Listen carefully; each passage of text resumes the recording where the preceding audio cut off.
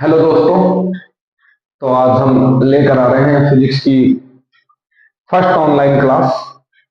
ये special for physics Rajasthan board exam. इन क्लासों के द्वारा आप रेगुलर क्लास अटेंड कर 95 प्लस मार्किंग प्राप्त कर सकते हो। सबसे इंपॉर्टेंट बात कि हमें जो पेपर के दो महत्वपूर्ण सेक्शन हैं, सेक्शन सी और सेक्शन डी, तो इस क्लास में हम सेक्शन सी और सेक्शन डी में से आने वाले 5 बड़े प्रश्न को लेकर डिस्कस करेंगे। तो ये स्पेशल जो क्लास है वो स्पेशल क्लास है एसी के लिए। एसी मतलब प्रत्यावर्ती धारा। तो इस क्लास में हम स्पेशल मेन चीजें एसी चैप्टर में से जो मेन टॉपिक है उनका हम रिवीजन करेंगे। तो फर्स्ट ऑफ ऑल आता है कि जो धारा है उस धारा को दो भागों में बांटा गया है। एक बार बेसिक बता रहा हूं, फिर हम इसका डेरिवेशन करेंगे। तो धारा के जो दो भाग है उसमें पहला भाग है दिष्ट धारा। दिष्ट धारा जिसे हम कहते हैं डीसी, और दूसरा भाग है प्रत्यावर्ती धारा जिसे हम कहते हैं एसी। दिष्ट धारा क्या होती है? ऐसी धारा जिसकी दिशा समय के साथ नहीं बदलती। ऐसी धारा जिसकी दिशा समय के साथ नहीं बदलती, तो प्यारे बच्चों उसे हम कहते हैं दिष्ट धारा। दिष्ट धारा दो प्रकार की, एक होती है प्यारे बच्चों समदिष्ट धारा समडीसी, और एक होती है बेटा असमडीसी। समडीसी क्या होती है? जिसकी दिशा के साथ साथ जो मान है वो भी समय के साथ नहीं बदलता। दिशा तो नहीं बदलती लेकिन मान क्या हो जाता है? बदल जाता है। उसे कौन सी धारा कहते हैं? असमदिष्ट धारा। अर्थात समदिष्ट धारा हो या असमदिष्ट धारा हो, दोनों में इंपॉर्टेंट बात यह है कि दिशा नहीं बदलती। तो इसका जो वर्गीकरण है वो बेटा मान के आधार पर किया गया है। अगर मान भी नहीं बदलता तो समदिष्ट धारा, और अगर मान बदल जाता है तो असमदिष्ट धारा। दिशा नियत दोनों केस में। अब देखिए यहां पर ये हमने धारा ले ली और ये हमने ले लिया समय।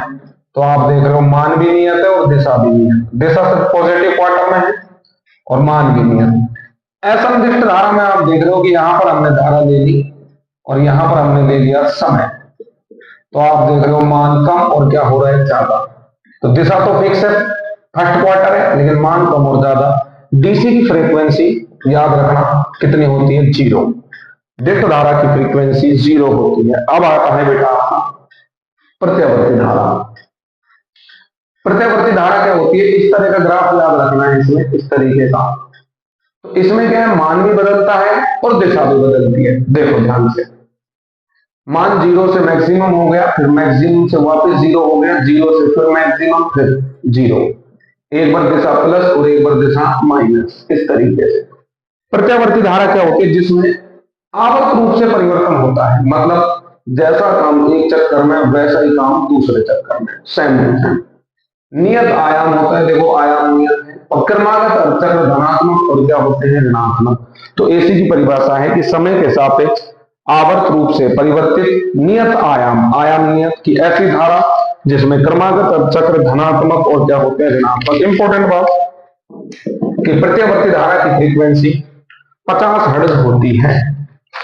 आगे चले मैं मेन कंसेप्ट बताऊंगा सब चैप्टर के, क्योंकि एसी चैप्टर में से आपका 17वां प्रश्न पूछा जाना है। सेक्शन डी का पेपर में 4 सेक्शन, सेक्शन डी में से जो 17वां प्रश्न आएगा वो एसी में से पूछा जाएगा और 18वां प्रश्न रे ऑप्टिक्स में से पूछा जाएगा। तो पहले हम 17वें प्रश्न को तैयार कर रहे हैं सेक्शन डी के को, जो एसी से पूछा जाएगा। तो इसकी मेन चीजें, इसके हमें डेरिवेशन देखने हैं, कौन कौन से डेरिवेशन में से पूछा जाएगा। इसके बाद है प्रत्यावर्ती विद्युत वाहक बल। जो प्रत्यावर्ती विद्युत वाहक बल है उसकी समीकरण होती है E बराबर E0 साइन ओमेगा टी। ये समीकरण आपको याद करनी है, E बराबर E0 साइन ओमेगा टी।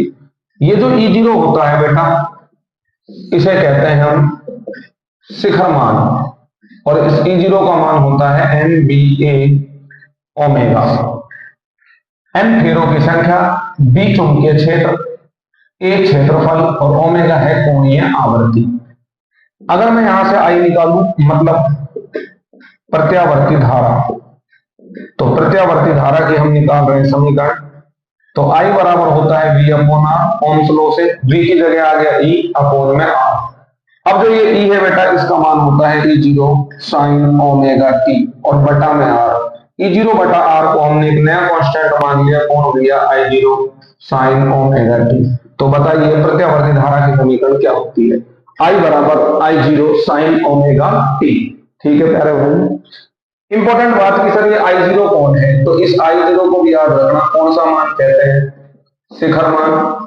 इस I0 का मान होता है E0 अपॉन R। E0 का मतलब होता है NBA ओमेगा और बटा में क्या होता है R, यानी E0 का मान वही NBA ओमेगा और बटा में क्या आ गया R। तो आपको दो समीकरण याद रखनी है, एक E बराबर E0 साइन ओमेगा t, एक I बराबर I0 साइन ओमेगा t।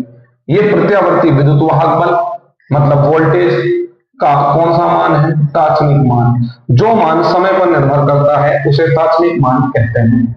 ये प्रत्यावर्ती धारा का कौन सा मान है भाई, तात्क्षणिक मान, क्योंकि I भी किस पर डिपेंड कर रहा है, t पर। अब हम इस चैप्टर के क्या पढ़ेंगे बेटा, डेरिवेशन।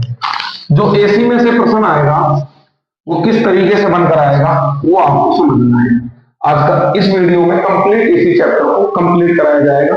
AC चैप्टर आपका 5 नंबर का है, इसमें से 4 नंबर का जो प्रश्न आएगा 17वां प्रश्न, उसमें दो भाग बनकर आते हैं, फर्स्ट भाग जो होता है और एक सेकंड भाग।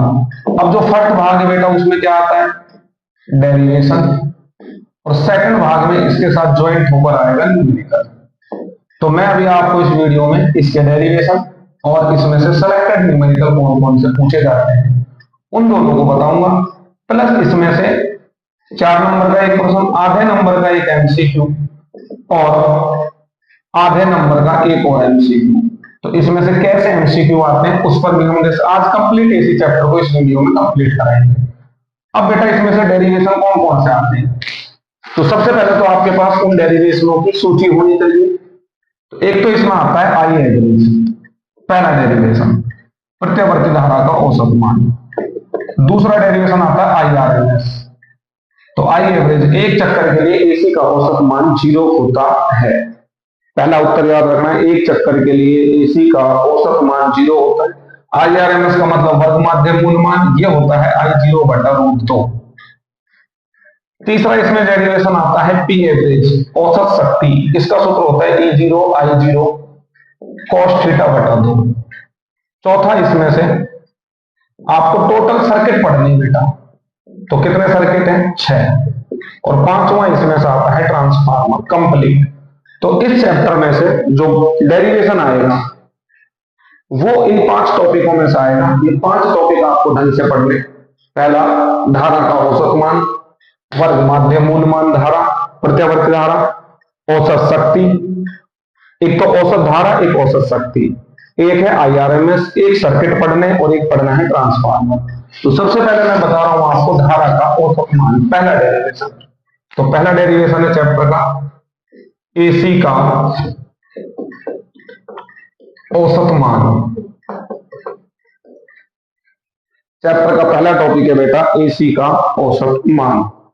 AC का औसत मान कैसे निकाला जाता है, तो समझना आप ध्यान से। AC का औसत मान कैसे निकालते हैं समझेंगे आप ध्यान से। तो सबसे इंपॉर्टेंट बात है कि जब औसत के बारे में कुछ ना बताया जाए तो आपको याद रखना है कितने चक्कर के लिए औसत निकालते हैं, एक चक्कर। अभी मैंने कहा कि औसत मान बताओ, अब चक्करों के बारे में बताया नहीं गया तो आपको याद रखना है कि एक चक्कर का औसत मान निकाला जाता है। तो एक चक्कर के लिए औसत मान निकालेंगे, औसत का सूत्र है I एवरेज बराबर ऊपर भी समाकलन नीचे भी समाकलन, ऊपर भी dt नीचे भी dt। ये औसत का सूत्र है। किसका निकालना है औसत, AC का। AC का मतलब I। ये जो I होता है इसका सूत्र होता है I0 साइन ओमेगा t। इसे कहते हैं प्रत्यावर्ती धारा का कौन सा मान, तात्क्षणिक मान। तो परिभाषा क्या हो गई, एक चक्कर के लिए प्रत्यावर्ती धारा आई का मतलब तात्क्षणिक मान का औसत, एक चक्कर के लिए प्रत्यावर्ती धारा के तात्क्षणिक मान का औसत प्रत्यावर्ती धारा का औसत मान कहलाता है। एक चक्कर का मतलब लिमिट हो गई 0 से t, यहां भी लिमिट हो गई 0 से t। हाँ भाई, जब एक चक्कर की बात चलती है तो लिमिट होती है बेटा 0 से t, यानी एक चक्कर की लिमिट 0 से t आपको याद रखनी है। अब कंसेप्ट की बात करें आगे तो इंपॉर्टेंट, यहां से 0 से t और i का मान रख देंगे। i का मान होता है I0 sin ओमेगा t और साथ में dt। d से यह साफूला कट गया तो स्मॉल t और लिमिट आ गई 0 से t। i एवरेज बराबर, यहां से कौन बाहर आ गया I0। अच्छा, यहां पर अपर लिमिट t रखेंगे, -0 रखेंगे तो t - 0 कितना आ जाएगा t, और लिमिट 0 से t sin omega t dt।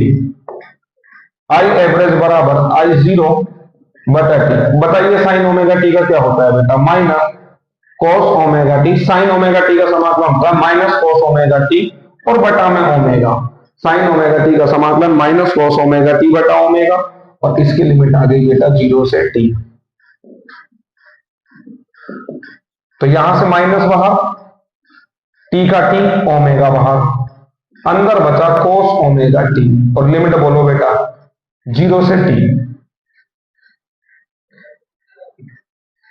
I average बराबर माइनस I0 बटा t, ओमेगा की जगह लिख दिया 2 पाई बटा कैपिटल T cos, फिर ओमेगा की जगह लिख दिया 2 pi by capital T small t और लिमिट आ गई 0 से t। I एवरेज t से t कट गया, माइनस I0 बटा 2 पाई cos 2 pi by small t, small t की जगह पहले capital T, minus cos 2 pi by t और फिर स्मॉल t की जगह क्या रखेंगे 0। I एवरेज बराबर माइनस I0 बटा 2 पाई, t से t कट गया, ये हो गया cos 2 पाई। क्या हो गया बेटा, cos 2 पाई, माइनस इसको मल्टीप्लाई करेंगे cos 0। I एवरेज बराबर माइनस I0 बटा 2 पाई cos 2 पाई, तो cos 2 पाई का मान होता है बेटा 1, माइनस cos 0 का मान भी 1 और 1 माइनस 1, तो ये हो गया माइनस I0 बटा 2 पाई, 1 माइनस 1 0, तो आंसर आ गया 0। तो बताइए एक चक्कर के लिए एसी का औसत मान कितना होता है, 0। इसका कंसेप्ट है ऊपर भी समाकलन नीचे भी समाकलन, ऊपर भी dt नीचे भी dt और कौन बेटा i। फिर कुछ नहीं, i का मान रख देना है I0 sin omega t, I0 क्या आ जाएगा, ठीक है। अगर हम बात करें इस तरीके से तो ये होता है 0, 0 के बाद ये होता है t/4, फिर ये होता है t/2, ये होता है 3t/4 और ये होता है t, ठीक है। तो आधा चक्कर में टीला बना ऊपर की तरफ प्लस में, आधे चक्कर में गड्ढा बन गया नीचे, तो टोटल कितना आ गया 0। अगर मैं 2 चक्करों की बात करूं तो फिर भी एक टीला बनेगा एक गड्ढा बनेगा, तो फिर भी कितना आ गया 0। अगर मैं 50 चक्करों की बात करूंगा फिर भी कितना आएगा 0, ठीक है। तो इस तरीके से आपने निकाला औसत मान, तो एसी का औसत मान आ गया 0। एक चक्कर के लिए 0, अगर आपसे कल को 2 चक्कर की पूछता है तो भी आंसर कितना आएगा 0, और यदि कल को आपसे 50 चक्कर की पूछता है तो भी एसी का औसत मान कितना आता है बेटा 0। आगे चलें, अगर हम एसी का ग्राफ देखते हैं तो इस तरीके का बनता है, ये 0 होता है, 0 के बाद t/4, t/2, 3t/4 और t। अगर स्पेशल बात की जाए कौन से चक्कर के लिए बेटा, आधे चक्कर के लिए, तो पहला आधा चक्कर होता है जो वो होगा 0 से t/2, ये वाला। तो पहला आधा चक्कर हो गया 0 से t/2। अगर दूसरा आधा चक्कर का लिया जाए तो नीचे वाला यानी t/2 से t तक। तीसरा आधा चक्कर यहां से लेकर यहां तक यानी t/4 से लेकर 3t/4, ये वाला भाई। तो अब हम आई एवरेज निकालेंगे आधे चक्कर के लिए, तो ऊपर भी समाकलन नीचे भी समाकलन, ऊपर भी dt नीचे भी dt, यहां कौन आ जाएगा i, लिमिट 0 से t/2। वही तरीका है सेम टू सेम, i का मान रखेंगे वही I0 बाहर आएगा, सब कुछ वही। इसका आंसर आ जाएगा बेटा 2I0 बटा पाई, क्योंकि ये प्लस का है ये चक्कर। नेक्स्ट चक्कर के लिए बात करेंगे तो ये चक्कर माइनस है, वही तरीका, सब कुछ उत्तर आ जाएगा -2I0 बटा पाई। अगर हम इस चक्कर की बात करें, थर्ड चक्कर की, तो ये चौथाई प्लस है और चौथाई माइनस है, तो औसत मान कितना आ गया? 0। तो पहले आधे चक्कर के लिए 2i 0 बटा पाई, दूसरे आधे चक्कर के लिए नीचे वाला है माइनस, तो माइनस 2i 0 बटा पाई, और तीसरे आधे चक्कर के लिए यहाँ t/4 से लेके 3t/4, तो उत्तर क्या आता है? 0। तो आधे चक्कर के लिए AC का मान 0 हो भी सकता है, 0 नहीं भी हो सकता। ये इस बात पर निर्भर करता है कि कौन सा आधा चक्कर लिया गया। अगर ये आधा चक्कर लिया है तो 0 नहीं है, लेकिन अगर ये आधा चक्कर लिया है तो कितना है? 0। आधे चक्कर का औसत भी ऐसे ही निकाला जाता है जैसे पूरे चक्कर का औसत निकाला जाता है। कुछ नहीं, सिर्फ लिमिट बदल देनी है आपको, बाकी पैटर्न वही है, सब कुछ वही है। तो ये थे हमारे औसत धारा के डेरिवेशन। तो औसत धारा में आप याद रखना कि एक चक्कर के लिए औसत धारा कितनी आई? 0। आधे चक्कर के लिए अलग अलग केस में औसत धारा का मान अलग अलग होता है। अब आता है हमारा दूसरा टॉपिक। पहले औसत धारा वाले टॉपिक थे, एक चक्कर के लिए और आधे चक्कर के लिए। अब आता है प्रत्यावर्ती धारा का वर्ग, माध्य, मूल, मान। हाँ भाई, प्रत्यावर्ती धारा का वर्ग, माध्य, मूल, मान। पहले वर्ग करना है, फिर माध्य लेना है, और मूल का मतलब है बेटा वर्गमूल। मूल का मतलब क्या है भैया? वर्गमूल। तो सबसे पहले फर्स्ट ऑफ ऑल बताओ क्या करना है? वर्ग, फिर क्या करना है? माध्य, और फिर क्या लेना है? मूल। इसे कहते हैं वर्ग, माध्य, मूल, मान। तो अगर हम बात करें तात्क्षणिक मान, AC का तात्क्षणिक मान वो होता है I बराबर I0 sin ओमेगा t। सबसे पहले क्या करना है? वर्ग। तो आप सीधा लिखोगे वर्ग करने पर, तो I का वर्ग करोगे तो क्या हो जाएगा? I स्क्वायर, ये हो जाएगा I0 square sine square omega T. वर्ग के बाद क्या आ रहा है? माध्य। तो आप यहां सीधा लिखोगे माध्य लेने पर, तो I स्क्वायर पे क्या लगा दोगे? बार, I0 square sine square omega T, इस पर भी क्या लगा दोगे? बार। यहां से I0 स्क्वायर बाहर आ जाएगा, साइन स्क्वायर ओमेगा टी, आई स्क्वायर बार, I0 स्क्वायर और साइन स्क्वायर का बार आ जाएगा आधा, यानी I स्क्वायर बार बराबर में I0 स्क्वायर बटा 2। अब हम इसके बाद क्या ले लेंगे? वर्गमूल लेने पर, तो I स्क्वायर बार, इसका क्या लेंगे? वर्गमूल।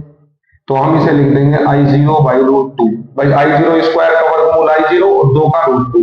अब इसे क्या कहते हैं? हिंदी में कहते हैं, ऐसे चलते हैं नीचे से, वर्ग, माध्य, मूल। अंग्रेजी में ऊपर से चलते हैं मूल, यानी कि रूट, मीन और स्क्वायर। रूट, मीन और स्क्वायर। तो ये हो गया IRMS बराबर में I0 बाई रूट 2। तो याद रखना है, कुछ नहीं, सिंपल सा, पहले वर्ग का, फिर माध्य, तो साइन स्क्वायर का माध्य हो गया आधा, वर्गमूल लेने पर। तो आपको एक बात याद रखनी है कि IRMS बराबर कितना होता है? I0 बाई रूट 2, यानी वर्ग, माध्य, मूल, मान शिखर मान का 1 बटा रूट 2 गुणा होता है। वर्ग, माध्य, मूल, मान शिखर मान का 1 बटा रूट 2 गुणा होता है। अब इसको हम ऐसे भी लिख सकते हैं कि I0 बराबर अंडर रूट 2 IRMS, और इधर चला गया, यानी शिखर मान वर्ग, माध्य, मूल, मान का रूट 2 गुणा होता है। यह आपसे 2024 में सिद्ध कराया। कुछ नहीं, इसका एक स्टेप आगे बढ़ा दिया, तो यानी कि I0 बराबर रूट 2 IRMS, इधर गुणा हो गया, यानी शिखर मान वर्ग, माध्य, मूल, मान का अंडर रूट 2 गुणा होता है। 2024 में सिद्ध कराया था।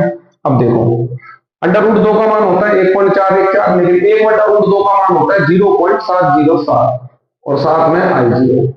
परसेंटेज में बात करें तो 70.7% ऑफ I0, यानी IRMS I0 का 70.7% होता है। IRMS I0 का 70.7% होता है। तो ये बहुत जबरदस्त डेरिवेशन था, प्रत्यावर्ती धारा का वर्ग, माध्य, मूल, मान। तो 2 टॉपिक, टोटल 5 टॉपिक पढ़ने हैं आपको।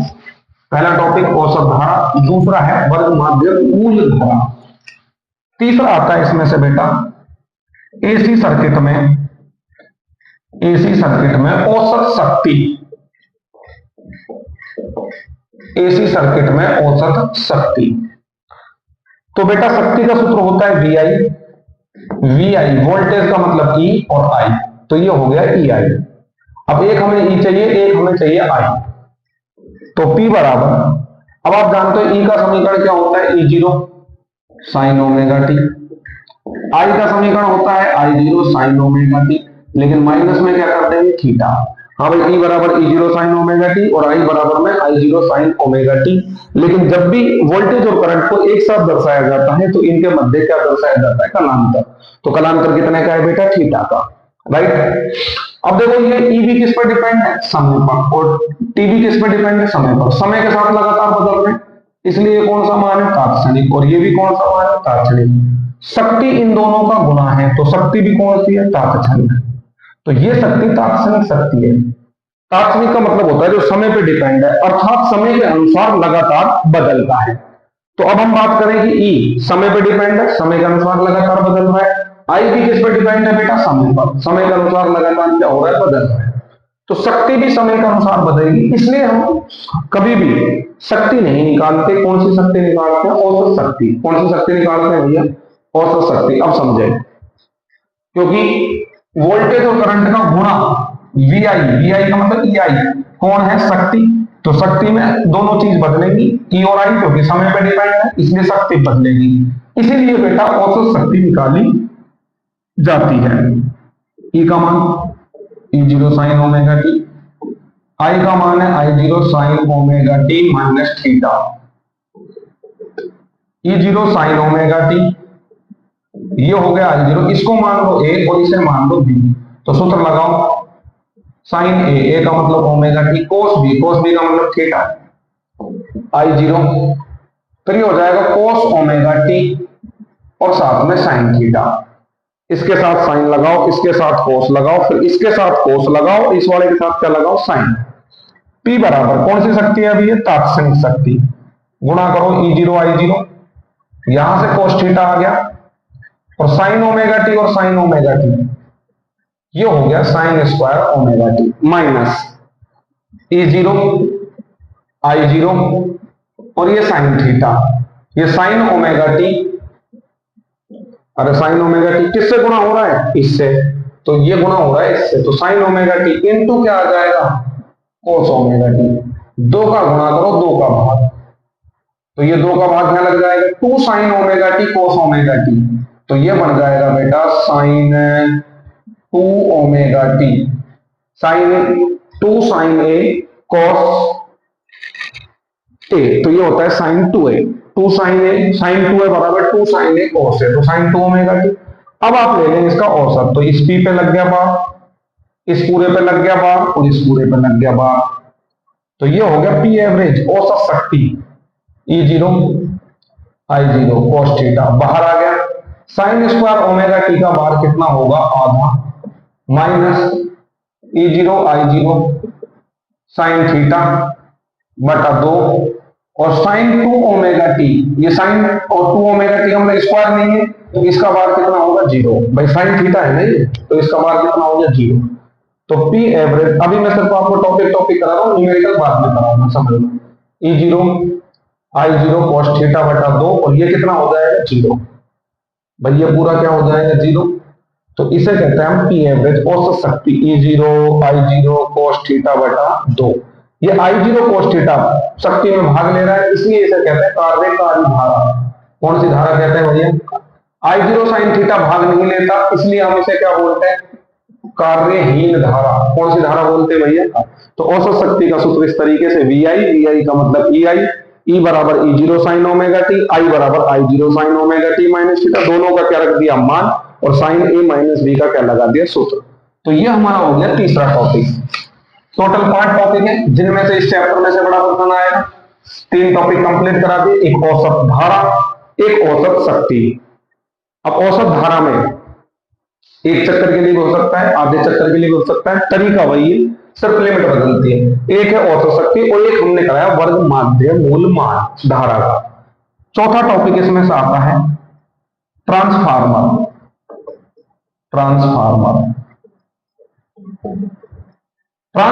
क्या करता है, ये एसी वोल्टेज या एसी धारा को क्या कर देता है, चेंज कर देता है। चेंज का मतलब कम से ज्यादा और ज्यादा से कम। जैसे 11,000 को किस में बदल देगा, 220 वोल्ट में, या 220 वोल्ट को किस में बदल देगा, 440। तो है तो एसी, यानी ये एसी वोल्टेज को या एसी करंट को चेंज कर देता है, यानी कि उसकी वोल्टेज को कम या ज्यादा कर देता है। इंपॉर्टेंट बात क्या है कि जो ट्रांसफार्मर है बेटा वो किस सिद्धांत पर कार्य करता है, तो याद रखना आपको किस सिद्धांत पर कार्य करता है। अन्योन्य प्रेरण, डायरेक्ट क्वेश्चन बनता है कि ट्रांसफार्मर किस सिद्धांत पर कार्य करता है, तो आंसर याद रखना है आपको, किस सिद्धांत पर कार्य करता है भैया, अन्योन्य प्रेरण। अब इसकी आती है बेटा बनावट, ट्रांसफार्मर की बनावट। इसमें लोहे की पत्तियां देते हैं ऐसे, और एक के ऊपर एक पत्ती को रखकर इस तरीके से क्या बना लेते हैं भाई, क्रोड। ट्रांसफार्मर में लोहे की पत्तियों को एक के ऊपर एक रखकर क्रोड बना दी जाती है। अब इस वाली भुजा पर तांबे के तार के क्या लपेट देते हैं, फेरे। इसे हम पता है क्या कहते हैं, प्राथमिक कुंडली। दूसरी भुजा पर भी तांबे के तार की क्या, सामने वाली, जट सामने वाली, इसे हम कहते हैं द्वितीयक कुंडली।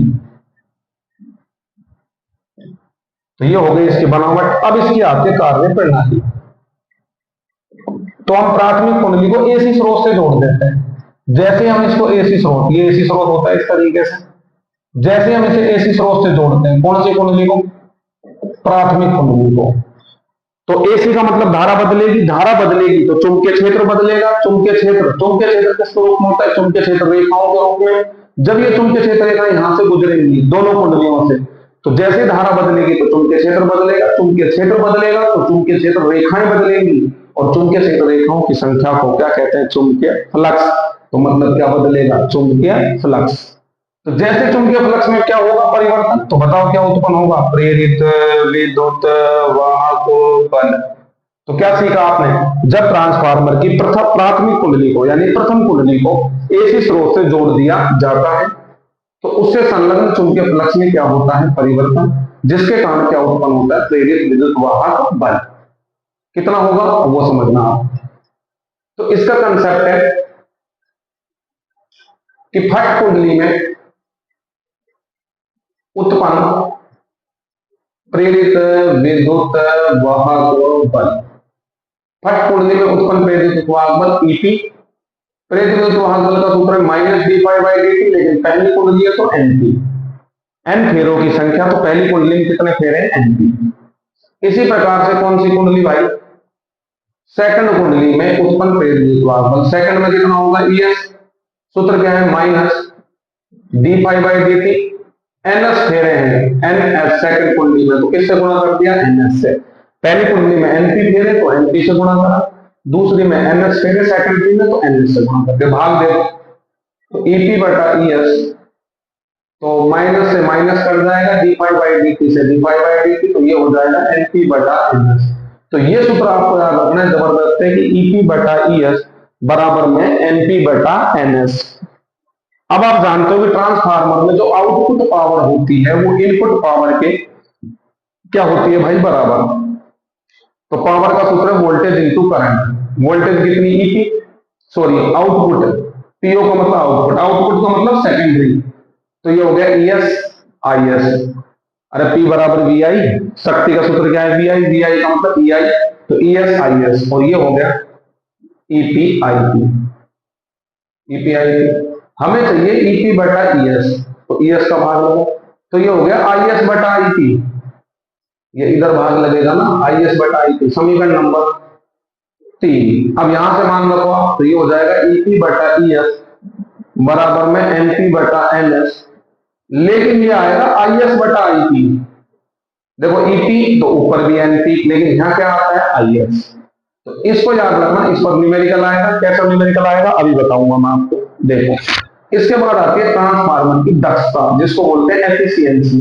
किससे दर्शाते हैं, नीटा से। किसका सूत्र होता है, निर्गत शक्ति बटा निगेटिव शक्ति, आउटपुट पावर बटा इनपुट पावर। अगर आपको परसेंटेज नीटा चाहिए तो आउटपुट पावर बटा इनपुट पावर किससे गुणा कर दो, 1000 से। लेकिन अगर हम बात करें आदर्श ट्रांसफार्मर की, तो इनपुट और आउटपुट पावर बराबर, तो दक्षता कितनी आ गई, 1 परसेंटेज दक्षता, दोनों बराबर, तो 100 से गुणा हो रहा है तो कितना परसेंट, 100%। तो बताओ आदर्श ट्रांसफार्मर की दक्षता कितनी होती है, 100%। और जनरली जो ट्रांसफार्मर है उसकी दक्षता होती है 75% से 95%, लेकिन इसकी आदर्श की कितनी होती है, 100%। तो 4 टॉपिक खत्म हो गए इस वजह से। ट्रांसफार्मर बता दिया आपको। अब इसमें से आता है ट्रांसफार्मर में होने वाली ऊर्जा हानि। एक टॉपिक आता है बेटा ट्रांसफार्मर में होने वाली ऊर्जा हानि। ये एक जबरदस्त और इंपॉर्टेंट टॉपिक है। वैसे हमने इसको एडिशनल में करा रखा है। अब मैं एडिशनल और ये दोनों मिलाकर कंप्लीट टॉपिक बता रहा हूं कि इस चैप्टर में से कौन कौन से डेरिवेशन आ सकते हैं। तो पहले एसी की डेरिवेशन क्लास चल रही है। ट्रांसफार्मर में 4 प्रकार की ऊर्जा हानि होती है। पहली है ताम्र हानि। ताम्र हानि को किस नाम से भी जाना जाता है? ऊष्मीय हानि। दूसरी है बेटा शैथिल्य हानि। तीसरी है भंवर धारा के कारण हानि। भंवर धारा के कारण हानि। और चौथी है चुंबकीय फ्लक्स में क्षरण के कारण हानि। हाँ भाई, चुंबकीय फ्लक्स में क्षरण के कारण हानि। पहले तो हानि याद होनी चाहिए। पहली ताम्र हानि या इसे हम कहते हैं ऊष्मीय हानि। दूसरी है भंवर धाराओं के कारण हानि। तीसरी हानि का नाम है शैथिल्य हानि। और चौथी है चुंबकीय फ्लक्स में क्षरण के कारण हानि। पहले हम डिस्कस करते हैं ताम्र हानि पर। तो ताम्र हानि क्या होती है? ताम्र हानि में क्या होता है कि जो ट्रांसफार्मर की कुंडलियां हैं वो किसकी बनी होती है? तार की। जब इन तारों में से लगातार क्या बहती है? धारा। तो ये तार क्या हो जाते हैं? गर्म। गर्म का मतलब इनमें उत्पन्न हो जाती है हीट। कितनी? I²RT। तो ट्रांसफार्मर की कुंडलियां तारों से बनी होती है। जब इन तारों में लगातार क्या बहती है? धारा। तो ये तार क्या हो जाते हैं? गर्म। अर्थात इनमें क्या उत्पन्न हो जाती है? हीट। इंपॉर्टेंट है हानि को कम करना। हानि को कम करने के लिए प्रतिरोध को कम कर दिया जाता है। और सबसे कम प्रतिरोध किसका होता है? तांबे का। होता तो चांदी का है लेकिन चांदी पॉसिबल नहीं है, इसलिए हम सबसे कम में कंसिडर करते हैं तांबे को। तो तांबे का प्रतिरोध सबसे कम, तो प्रतिरोध कम तो देखो हीट भी कम। इसलिए ताम्र हानि को कम करने के लिए तांबे के तार बनाए जाते हैं। ट्रांसफार्मर की कुंडलियां तांबे के तार की बनी होती है। क्यों? ताम्र हानि को कम करने के लिए। ताम्र हानि को किस प्रकार से कम किया जा सकता है? ट्रांसफार्मर की कुंडलियों के तार किसके बनाकर? तांबे के। शैथिल्य हानि बीएच वक्र या चुंबकन विचुंबकन, चुंबकन विचुंबकन के कारण होने वाली हानि शैथिल्य हानि कहलाती है। इंपॉर्टेंट, जिसके बीएच वक्र का क्षेत्रफल कम होगा तो यह हानि भी कम होगी। और सबसे कम बीएच वक्र के क्षेत्रफल किसका होता है? लोहे का। तो आपको डायरेक्ट याद रखना है कि शैथिल्य हानि को कम करने के लिए क्या किया जाता है? ट्रांसफार्मर की जो क्रोड है, क्रोड का मतलब बॉडी, इस ट्रांसफार्मर की बॉडी को किसका बना दिया जाता है? लोहे का। ट्रांसफार्मर की क्रोड लोहे की क्यों बनाई जाती है? शैथिल्य हानि को कम करने के लिए, क्योंकि बीएच वक्र का क्षेत्रफल कम होता है लोहे का। भंवर धाराओं के कारण होने वाले ट्रांसफार्मर की क्रोड में, क्रोड का मतलब बॉडी में भंवर धाराएं उत्पन्न हो जाती है जिसके कारण हानि होती है। इस हानि को कम करने के लिए ट्रांसफार्मर की क्रोड को पटलित कर दिया जाता है। पटलित का मतलब स्तरित, एनसीईआरटी में लिखा हुआ है स्तरित, यानी इसमें क्या बना देते हैं? खांचे। जैसे खांचे बनाएंगे तो भंवर धाराओं के लिए उपलब्ध क्षेत्रफल क्या हो जाएगा? कम, जिससे भंवर धाराओं के कारण होने वाली हानि भी कम हो जाती है। अगला आता है चुंबकीय फ्लक्स में क्षरण के कारण हानि। जब एक कुंडली से गुजरने वाला चुंबकीय फ्लक्स दूसरी कुंडली से गुजरता है तो कुछ चुंबकीय क्षेत्र रेखाएं बीच में खत्म हो जाती है, जिससे चुंबकीय फ्लक्स में क्षरण के कारण क्या होती है? हानि। इस हानि को कम करने के लिए एक कुंडली के ऊपर दूसरी कुंडली को लपेट देना चाहिए। तो ये फ्री ट्रांसफार्मर में होने वाली हानि। आप इनको बार बार रिवाइज करें, ये टॉपिकों को आप ढंग से कर लें। अब बचते हैं बेटा सर्किट। तो अब सर्किट थ्योरी चालू होती है। सर्किट थ्योरी के लिए आपको ध्यान रखना है टोटल सर्किट कितने भाई? 6 लास्ट टॉपिक। आज हमारा ये जो एसी चैप्टर है इसके डेरिवेशन खत्म हो जाते हैं। सर्किट थ्योरी में 6 सर्किट है टोटल। तो 3 सर्किट, पहला सर्किट है आर सर्किट, आर सर्किट। दूसरे का नाम है एल सर्किट और तीसरे का नाम है बेटा सी सर्किट। आर का मतलब होता है प्रतिरोध युक्त प्रत्यावर्ती धारा परिपथ। एल का मतलब होता है स्वप्रेरण गुणांक युक्त प्रत्यावर्ती धारा परिपथ। स्वप्रेरण गुणांक को स्वप्रेर तत्व भी कहते हैं या इसे प्रेर तत्व भी कहा जाता है। यानी कि प्रेरकत्व, प्रेरकत्व का मतलब स्वयं प्रेरकत्व, स्वयं प्रेरकत्व का मतलब स्वयं गुणांक, स्वयं गुणांक का मतलब एल। तो प्रेरकत्व युक्त प्रत्यावर्ती धारा परिपथ मतलब एल सर्किट। इसको बोलते हैं धारतीय, धारतीय का मतलब धारिता, धारिता का मतलब संधारित्र, धारतीय युक्त प्रत्यावर्ती धारा परिपथ मतलब सी सर्किट। इन तीनों सर्किटों की एक ही कहानी है, तो फटाफट इन तीनों को समझना। इनका सिस्टम है कि सबसे पहले इनका चित्र बनाते हैं। जैसे हम बात कर रहे हैं आर सर्किट की, सबसे पहले हम बात कर रहे हैं आर सर्किट की, तो आर सर्किट का सबसे पहले चित्र बनाएंगे। तो सबसे पहले लेते हैं हम एसी स्रोत, ई बराबर E zero sine omega t. R circuit का मतलब किसको जोड़ देंगे, प्रतिरोध को। तो सबसे पहले आप लिखोगे चित्र में प्रतिरोध आर, मैं डायरेक्ट बोल देता हूं कि चित्र में प्रतिरोध आर को, ये प्रतिरोध आर है, इसको एसी स्रोत से जोड़ा गया है। सबसे पहले चित्र बनाते हैं, तो पहली लाइन आपने लिखी कि चित्र में प्रतिरोध आर को एसी स्रोत से जोड़ा गया है। अब हर सर्किट की एक कहानी है बेटा, कहां से स्टार्ट करेंगे, वोल्टेज से।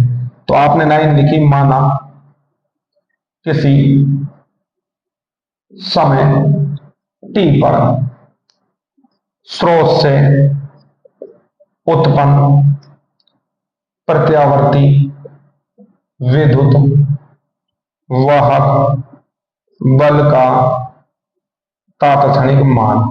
आपने समीकरण लिखी कि माना किसी समय टी पर स्रोत, स्रोत ये स्रोत भाई, इससे उत्पन्न प्रत्यावर्ती विद्युत वाहक बल का तात्क्षणिक मान कितना होता है, E बराबर E zero sine omega T. समीकरण नंबर 1 कर दिया वोल्टेज से स्टार्ट। अब आपको क्या निकालनी, करंट। तो सीधा आपने आर सर्किट में किसका नियम लगा दिया, ओम का नियम। V बराबर आई आर, तो आई बराबर क्या होगा, V अपॉन आर। भाई वोल्टेज से स्टार्ट करो, क्या लेके आओ, करंट। अब V का मान कितना है, E अपॉन आर। E का मान कितना है, E zero sine omega t और बटा में आर। अब इस ई जीरो बटा आर को क्या मान लेते हैं, आई जीरो। और समीकरण नंबर 2, अब बताओ यहां किसकी जगह आई जीरो मानना है आपने, ई जीरो बटा आर। भाई ई जीरो बटा आर की जगह क्या मानना है, आई जीरो। तो आई की समीकरण क्या है, आई बराबर I zero sine omega t, और ई की समीकरण क्या है, ई बराबर ई जीरो। तो इसकी कला भी ओमेगा टी और इसकी कला भी ओमेगा टी। मतलब आर सर्किट में ई की कला और आई की कला बताओ क्या होती है, बराबर। हाँ भाई वोल्टेज से स्टार्ट करो, तो वोल्टेज के लिए समीकरण लेके करंट लेके आओ, तो आर सर्किट में करंट किससे आती है, ओम के नियम से। लेकिन हमने देखा कि दोनों की कला ओमेगा टी है, मतलब ई और आई की कला क्या होती है, समान। अब हम निकालते हैं रुकावट। इसका तरीका है, किसकी जगह आई जीरो माना आपने, आई जीरो किसकी जगह माना बेटा, ई जीरो अपॉन आर। तो ई जीरो बटा आई जीरो भाग दिया, तो बराबर आर। इस ई जीरो बटा आई जीरो को ही क्या कहते हैं, रुकावट। क्या कहते हैं भैया, रुकावट। तो बताओ आर सर्किट की रुकावट कितनी होती है, आर। आर का मतलब प्रतिरोध के बराबर। अब हम इसका बनाते हैं फेजर आरेख। तो दो चीजें याद रखनी है, आर सर्किट में कौन आ गए, दोनों बराबर। भाई दोनों की कला ओमेगा टी ओमेगा टी। रुकावट कितनी आ गई, आर। रुकावट का मतलब है ई जीरो बटा आई जीरो, जिसको माना है ना उससे आप ई जीरो बटा आई जीरो निकाल लो, वो क्या है, रुकावट। फेजर आरेख, ये एक्स है, ये एक्स डैश है, ये वाई है और ये वाई है। सबसे पहले क्या बनाते हैं बेटा, ई जीरो। हाँ भाई फेजर आरेख में ध्यान रखना है, सबसे पहले क्या बनाते हैं, ई जीरो। ई जीरो की कला बोले भाई क्या है, तो बेटा आप सब जान लो ई जीरो की कला ओमेगा टी। फिर बनाते हैं आई जीरो, तो आई जीरो और ई जीरो समान कला में, लेकिन आई जीरो छोटा है, क्योंकि जब ई जीरो में आर का भाग दे रहे, सभी सर्किटों में ई जीरो बड़ा होगा, आई जीरो छोटा होगा। लेकिन सी सर्किट में, स्पेशल सी सर्किट में आई जीरो बड़ा होता है और ई जीरो छोटा होता है। बस याद कर लो आप, क्योंकि अब इतना टाइम है नहीं, पेपर टाइम चल रहा है, डायरेक्ट याद करो। तो भाई ई जीरो और आई जीरो एक ही कला में, लेकिन ई जीरो बड़ा होता है, आई जीरो छोटा होता है, सिवाय सी सर्किट के। अब हम इसका बनाते हैं ग्राफ। तो ई के समीकरण है E zero sine omega t, omega की जगह 2 पाई बाई टी। अरे ग्राफ तो बना लोगे ना भाई, एक ई की समीकरण लिखो, एक आई की समीकरण लिखो, और इसमें किसका मान रखो, टी का। ग्राफ बना लोगे आप, नॉर्मल सी बात है, ठीक है। तो ये सर्किट खत्म हो जाता है आर सर्किट। तो आर सर्किट में किसकी कला आगे, उत्तर आएगा दोनों बराबर। आर सर्किट में कितनी रुकावट होती है, आर के बराबर। आर सर्किट की रुकावट होती है आर के बराबर। अब आ रहा है दूसरे नंबर पर एल सर्किट। तो सबसे पहले चित्र बनाओगे। एल का मतलब होता है कुंडली, तो ई बराबर E zero sine omega T. हाँ भाई, एल स्वेपेन गुणांक की कुंडली को एसी स्रोत से जोड़ा गया है। ये एल स्वेपेन गुणांक की कुंडली किससे जोड़ दे, एसी स्रोत से। वोल्टेज से स्टार्ट करो, तो माना किसी समय किस पर भाई, टी पर। कहां से भाई, स्रोत से उत्पन्न प्रत्यावर्ती विद्युत वाहक बल का तात्क्षणिक मान ई बराबर E zero sine omega T. अब इसमें करंट निकालने के लिए ओम का नियम नहीं लगेगा, क्योंकि ओम में चाहिए आर, यहाँ आर नहीं, यहाँ क्या है एन। तो इसमें लगेगा किरचॉफ का सेकंड लॉ। किरचॉफ का सेकंड लॉ होता है समेशन बी बराबर जीरो। टोटल वोल्टेज जीरो होता है किसी बंद लूप में निश्चित दिशा में चलने पर विभिन्न स्रोत एवं अवयवों पर वोल्टाओं का बीजगणितीय योग शून्य होता है। आगे देखें आप, तो यहां पर ओम का नियम किरचॉफ का सेकंड लॉ। तो इस पर वोल्टेज लिया, इस पर मान लिया स्मॉल ई। अब स्मॉल ई क्या होता है, minus d phi by d T, कुंडली पर वोल्टेज। अरे फैराडे क्या कहता है कि उत्पन्न प्रेरित विद्युत वाहक बल का परिमाण कितना होता है, minus d phi by d T. Minus D by d T, five का मान क्या होता है, एल आई, क्योंकि आप जानते हो फाइव समानुपाती आई। मैं दोनों पे वोल्टेज निकालो, तो इस पर तो बड़ा ही है, ये रहा अपने पास, इस पर छोटा ही मान लिया अपन ने। तो स्मॉल ई का मान हो गया minus d phi by d T. Five बराबर एल आई, फाइव समानुपाती आई, फाइव बराबर एल आई। तो यहां से एल बाहर आ गया और D I by d T. अब किरचॉफ का लगाएंगे आप सेकंड लॉ। तो सेकंड लॉ कहता है स्मॉल ई प्लस कैपिटल ई। भाई इस पर कुंडली पर स्मॉल ई, जिसका मान निकाल दिया अपन ने, minus L d I by d t, सीधा याद कर सकते हो, minus L d I by d t. वैसे minus d phi by d t और फाइव बराबर एल आई, एल क्या आ रहा है। तो small E plus capital E बराबर जीरो, क्योंकि सेकंड लॉ कहता है कि टोटल वोल्टेज कितना होता है, जीरो। तो यूजिंग किरचॉफ सेकंड लॉ, तो किरचॉफ सेकंड लॉ होता है स्मॉल ई प्लस कैपिटल ई, small E plus capital E बराबर जीरो। कैपिटल ई का मान E zero sine omega t, और स्मॉल ई का मान minus L d I by d t, और बराबर में जीरो। ई जीरो साइन ओमेगा टी, इसको इधर ले गए तो ये हो गया L d I by d T. यहां से मैं कह सकता हूं डी आई बराबर, तो ये हो जाएगा ई जीरो साइन ओमेगा टी, और किससे गुणा हो गया भाई, डी टी से, और किसका भाग लग गया, एल का। अब आप इसका कर दो समाकलन, तो डी आई का समाकलन कितना होगा, आई।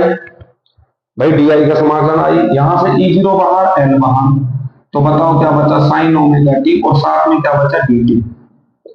ई जीरो बटा एल बाहर, साइन ओमेगा टी का होता है माइनस कोस ओमेगा टी, और बटा में ओमेगा, ये चला आ रहा है।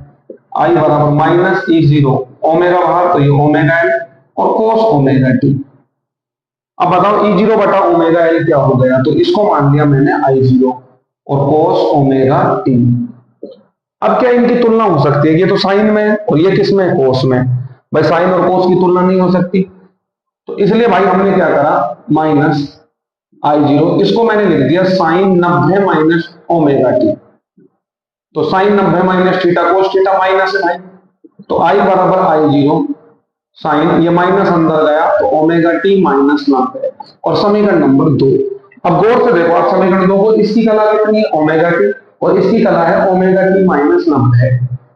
तो कौन आगे, ई आगे, यानी एल सर्किट में कौन आगे होता है, ई। याद रखना है, एल ई ले ली, एल ई ले ली, कितना, ई आगे, कितना डिग्री आगे भाई, 90 डिग्री। वहां से देखो आप भाई ओमेगा टी, इसको हमने चेंज करा, कोस को किसमें भाई, साइन। अब हम निकालेंगे रुकावट, तो यहां आप ये देखो कि आई जीरो किसकी जगह माना हमने, यहां देखो आई जीरो गोला मान रखा है, किसकी जगह माना, ई जीरो बटा ओमेगा एल। हाँ भाई आई जीरो किसकी जगह माना है बेटा, ई जीरो बटा ओमेगा एल। यहां से हम लिख सकते हैं ई जीरो बटा आई जीरो, ये भाग दे दिया, तो ये क्या आ गया ओमेगा एल।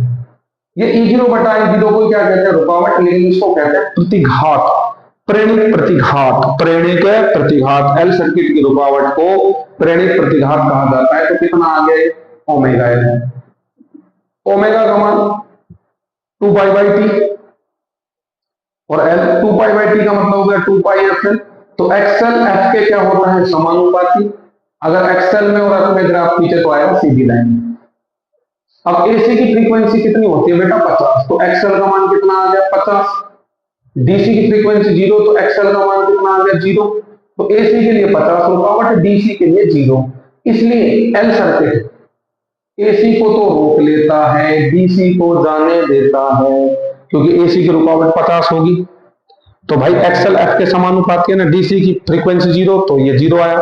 तो ये क्या करता है, डीसी को तो आराम से जाने देता है क्योंकि 0 रुकावट करेगा, और इसके लिए 50 तो इसको रोक लेता है। तो बताओ एल सर्किट क्या करता है, एल सर्किट का मतलब कुंडली एसी को तो रोक लेती है और डीसी को जाने देती है। कुंडली क्या करती है, एसी को तो रोक लेती है और डीसी को जाने देती है। आगे चलो, अब हम इसका क्या बनाएंगे, फेजर आगे। तो यहाँ एक्स, यहाँ एक्स डैश, यहाँ वाई और यहाँ वाई डैश। सबसे पहले बताओ क्या बनाते हैं, E0। E0 की कला कितनी है, ओमेगा टी। हाँ भाई, सबसे पहले क्या बनाते हैं बेटा, E0। E0 की कला कितनी है भाई, ओमेगा टी। सबसे पहले क्या बनाते हैं, E0, और E0 की कला कितनी है, ओमेगा टी। E0 के बाद नंबर आएगा I0 का। तो ये हमने I0 बना दिया, कितना पीछे, थीटा। तो ये हो गया एल सर्किट का फेजर डायग्राम। E0 और I0 पीछे है, कितना पीछे, थीटा। तो एक बार आप इसको ढंग से देखें, इस सर्किट को, कौन सा सर्किट है भाई, ये एल सर्किट। 2 मिनट।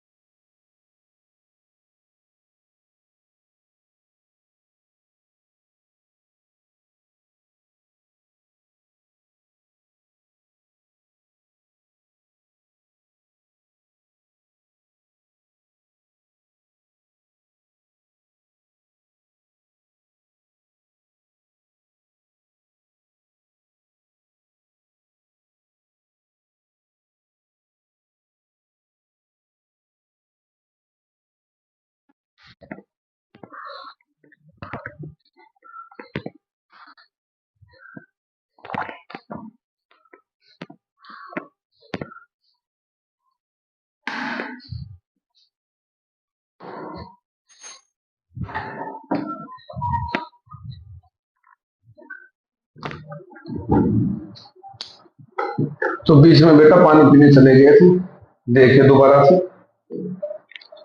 रात का समय है, तो रात के लगभग 11 बज रहे हैं, हम वीडियो शॉट कर रहे हैं आपके लिए। तो ये था हमारा एल सर्किट। अगला आता है सी सर्किट।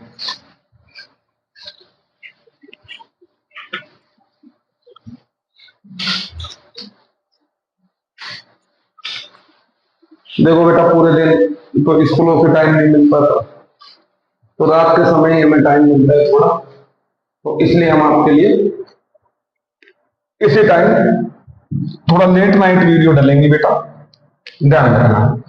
तीसरा आता है सी सर्किट। इसको कहता है धारतीय युक्त प्रत्यावर्ती धारा परिपथ। तो सबसे पहले चित्र बनाओ, E बराबर E0 sine omega t. C circuit के लिए हम लेते हैं संधारित्र प्लस और माइनस धारिता सी। तो सी धारिता के संधारित्र को एसी स्रोत से जोड़ा गया है।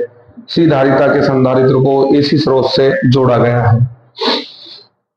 तो अब लिखोगे आप, माना किसी समय माना किसी समय t पर, कहां से भाई, स्रोत से उत्पन्न प्रत्यावर्ती विद्युत वाहक बल का कौन सा मान भाई, तात्क्षणिक मान, E बराबर E0 साइन ओमेगा टी। अब हमें लेके आनी करंट, तो यहां पर लगता है Q बराबर सी वी, V की जगह क्या आ जाएगा E, तो Q बराबर C, E का मान कितना है E0 साइन ओमेगा टी, ये तो Q आ गया, लेकिन हमें चाहिए I, तो D Q by d T, D by d T, Q का मान लग दिया C E0 sine omega T, I बराबर C बाहर E0 बाहर, डी बाई डी टी और कौन बेटा, साइन ओमेगा टी।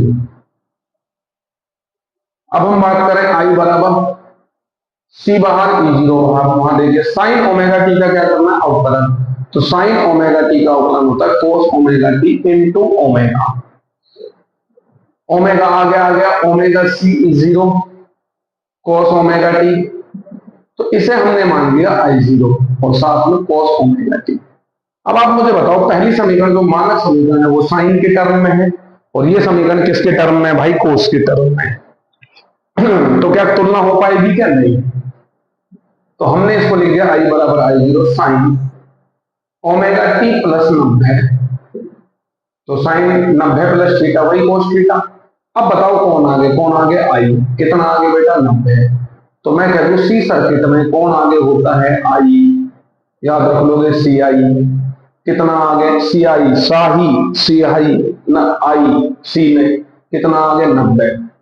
अब हम निकालेंगे इसकी रुकावट, किसकी जगह I0 माना हमने, तो आप देख रहे हैं I0 घोड़ा कर रखा है मैंने, किसकी जगह माना है, ओमेगा सी E0, तो E0 बटा I0, भाई ये नीचे आएगा इधर, तो ये इधर जाएगा, तो 1 अपॉन ओमेगा सी, और E0 बटा I0 को क्या कहते हैं, रुकावट, और इसे कहते हैं धारतीय प्रतिघात। क्या कहते हैं भैया, धारतीय प्रतिघात। बोलो कितना आ गया, 1 अपॉन ओमेगा सी, ओमेगा की जगह क्या लिख सकते हैं, 2 पाई एफ, तो XCF के व्युत्क्रमानुपाती होता है।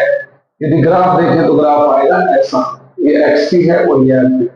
अच्छा, वो AC को रोक लेता था, तो ये AC को क्या करता है, जाने देता है, वो DC को जाने देता था, तो ये DC को क्या कर लेता है, रोक लेता है। आप तो कुंडली को याद रखो, कुंडली को AC को रोक लेती है, कुंडली AC चैप्टर को रोक लेती है और DC को जाने देती है, इसमें उल्टा कर देना। अब इसका बनता है बेटा क्या मेरे भाई, फिगर आ रही है, ये X F डैश Y और Y डैश। सबसे पहले क्या बनाते हैं, E0 की कला कितनी है भाई, ओमेगा टी।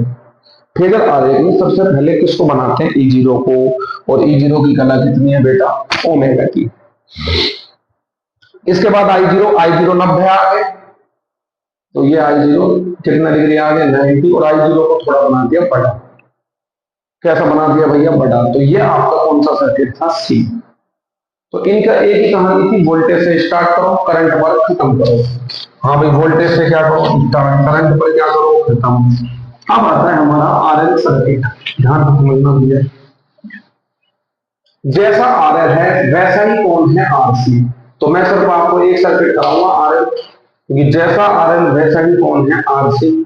तो सर्किट नंबर 4 आ रहा है RL सर्किट।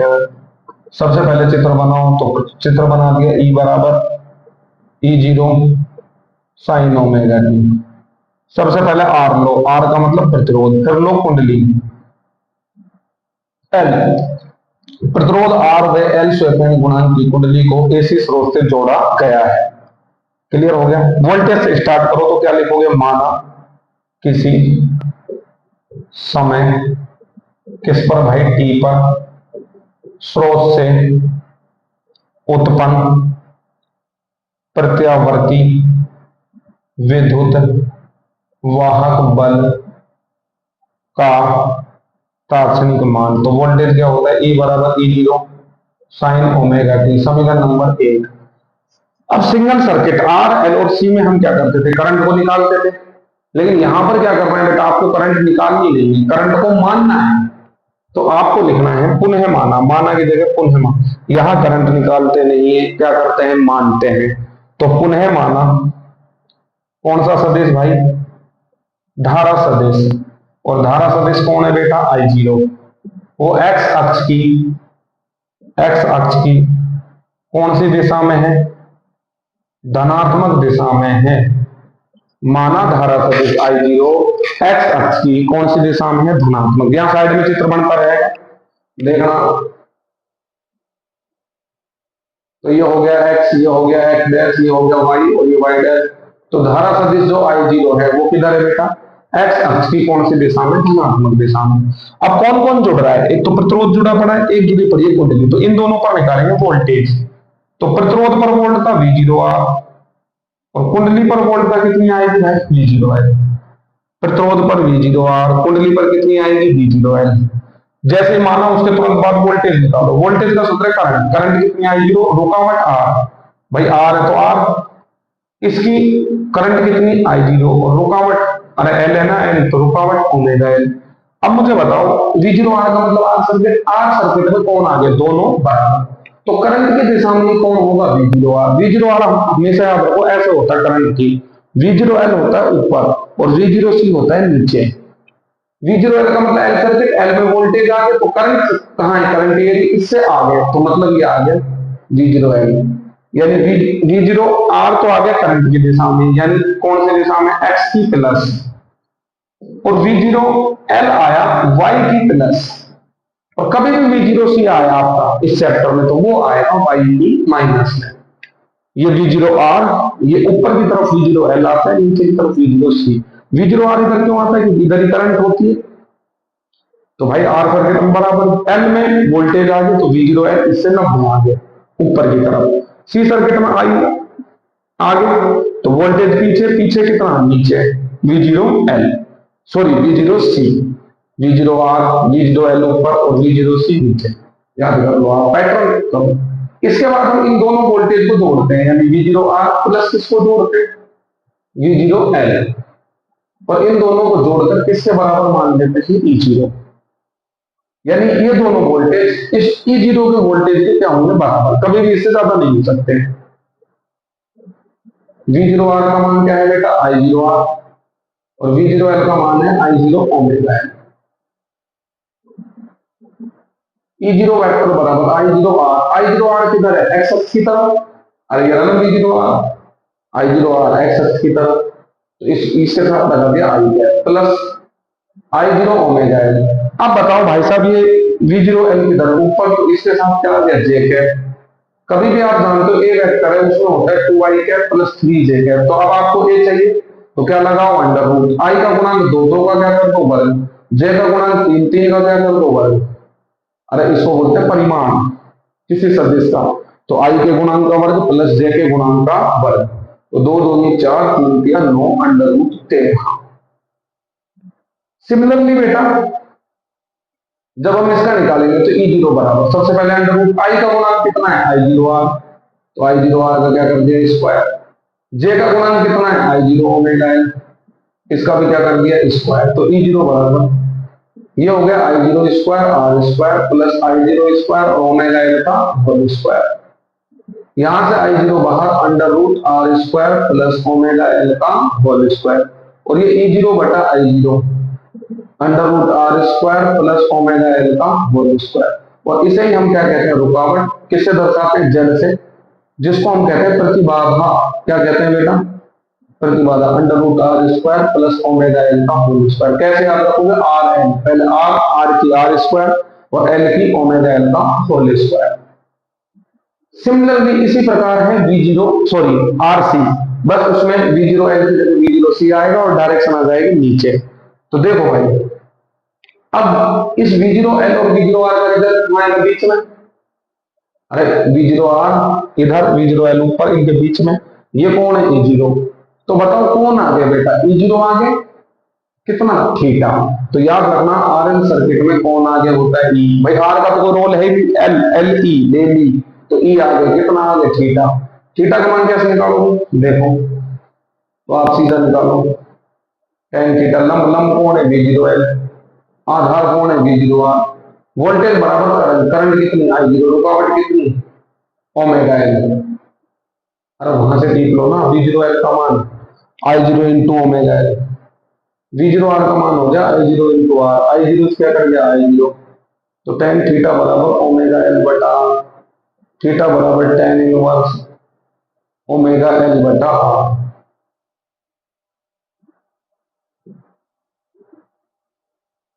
हाँ भाई, अब क्या बनाओगे आप phasor diagram, X X Y और नीचे क्या होगा वाई डैश। अब हम इसका बना रहे हैं फेजर डायग्राम।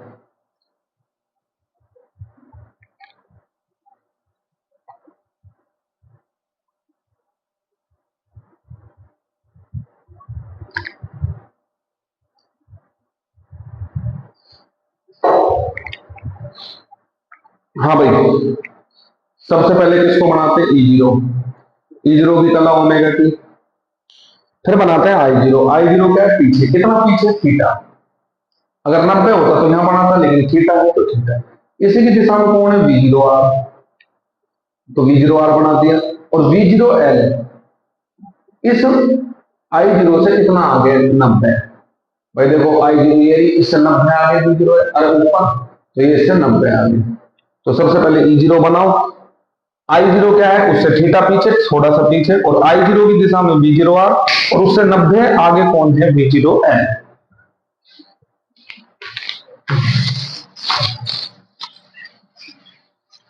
तो अब आरसी नहीं करा रहा मैं आपको, आरसी सेम टू सेम है किसके भाई आर के। लास्ट एंड फाइनल सर्किट आ जाता है एलसीआर सर्किट।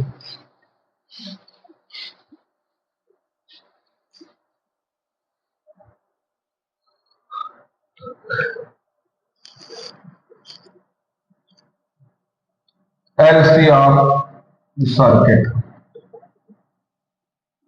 थ्योरेटिकल टॉपिकों को आप याद कर लेना, जो भी है इसमें मैं सिर्फ डेरिवेशन करा रहा हूं आपको।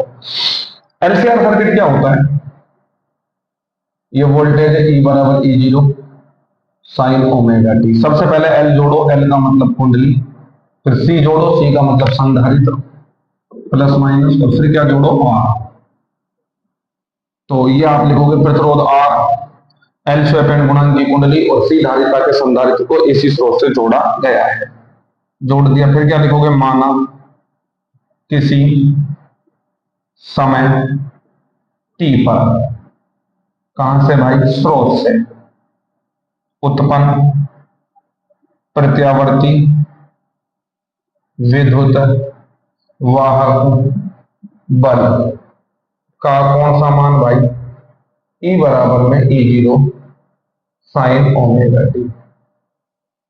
अब वही करंट निकालेंगे नहीं मानेंगे तो आप लिखोगे पुनः माना, कौन सा सदिश भाई धारा सदिश, और धारा सदिश कौन है आई जीरो सदिश, वो एक्स अक्ष की कौन सी दिशा में भाई धनात्मक दिशा में है, तो आपने क्या लिखा माना धारा सदिश, धारा सदिश कौन है आई जीरो सदिश, वो एक्स अक्ष की कौन सी दिशा में है धनात्मक, माना धारा सदिश आई जीरो सदिश एक्स अक्ष की कौन सी दिशा में भाई धनात्मक दिशा में।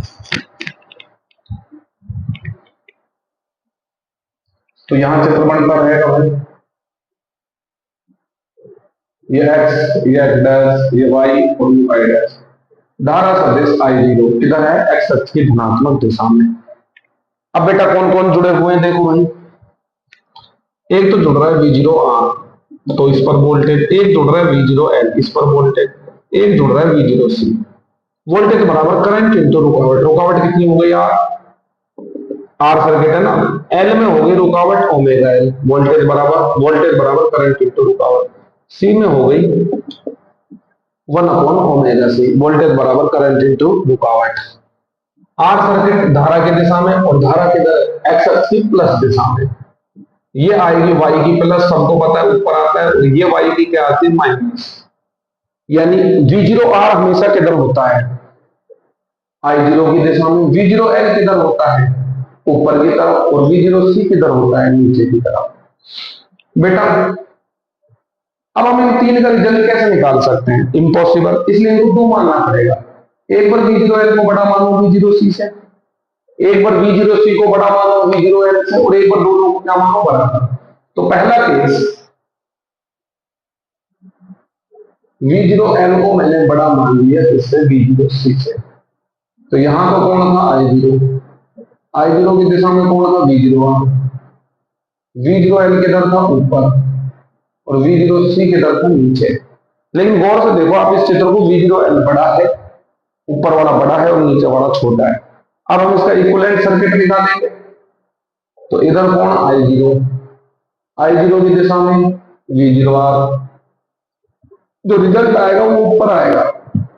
भाई इस पूरे में से नीचे वाले घटा दो तो इतना बचा, इसको कहते हैं V0LC। क्या कहते हैं भैया इसको, V0LC। ये होता है V0L माइनस V0C। हमें कितना होता है ये V0L माइनस V0C। तो अब आप क्या करोगे, V0R को जोड़ोगे और रिजल्ट कौन है V0LC, इसको जोड़ोगे और ये दोनों किसके बराबर। भाई अब ये सर्किट है, मैं ऊपर आ गया ना रिजल्ट V0L, ऊपर वाला ज्यादा है V0L, V0C थोड़ा कम है तो इसको घटा दिया, यानी V0LC, V0L minus V0C। E0 बराबर में V0R plus V0L minus V0C। E0 बराबर में V0R का मान क्या है भाई, I0 इंटू R, अरे I0 V0L का मान I0 इंटू ओमेगा L और V0C का मान I0 इंटू 1 ओमेगा C। यहां हो गया I0 into R plus I0 common ले लिया, omega L minus 1 omega C।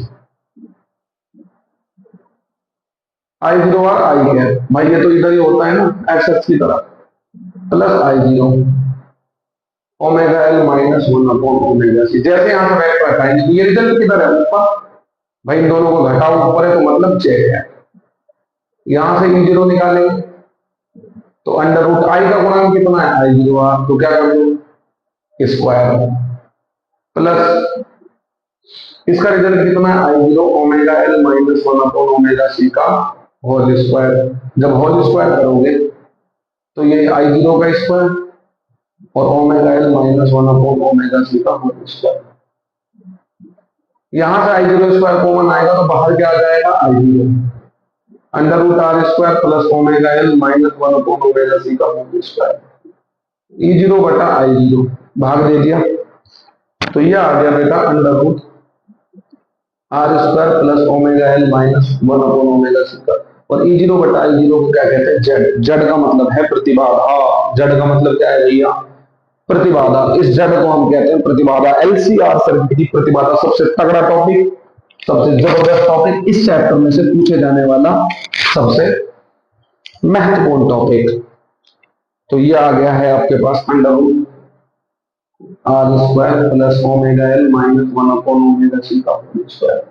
ये LCR सर्किट की क्या गई है प्रतिबाधा, यही सिद्ध करवाता है आपसे। अगर हम बात करें रिजल्ट की तो इनका रिजल्ट बीच में आएगा E0 आगे कितना आगे थीटा, भाई I0 ये पीछे रह गया E0 आगे, चित्र देखो। तो फर्स्ट केस में E आगे होता है, कितना आगे होता है थीटा, थीटा का मान निकालें tan थीटा।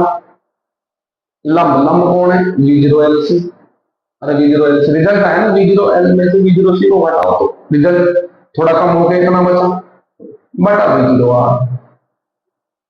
V0LC को लिख सकते हैं V0L माइनस V0C बटा में V0R। ये इसको लिख सकते हैं I0 into omega L minus I0 into 1 omega C और बटा में I0R tan थीटा। I0 बाहर आ गया तो ये बचा omega L minus 1 omega C। यहां से I0 कट जाएगा तो ये क्या बचा R। तो थीटा बराबर आ गया tan inverse omega L minus 1 omega C बटा R। फेजर डायग्राम अभी बना लेंगे। अगर इसका सेकंड केस देखें हम तो अब की बार नीचे वाला बड़ा होगा और ऊपर वाला छोटा होगा तो रिजल्ट कितना आएगा नीचे, भाई ऊपर की बजाय नीचे, परिणाम कहां जाएगा नीचे, तो करंट आगे हो जाएगी लेकिन प्रतिबाधा भी इतनी आएगी। अगर आपसे कहता है कि LCR सर्किट की प्रतिबाधा बताओ तो आप फर्स्ट केस से बता दो, फर्स्ट केस करना है आपको। लेकिन अगर सिद्ध करवाता है फर्स्ट केस और सेकंड केस दोनों में क्या होते बराबर, तो आपको दोनों केस, दूसरा केस सेम टू सेम, बस ऊपर वाला छोटा नीचे वाला बड़ा, तो रिजल्ट ऊपर की बजाय किधर आ जाएगा नीचे। सेम दोनों वोल्टेज जुड़ के E0 के बराबर। सब कुछ वही। अब हम बना रहे हैं इसका फिगर आर।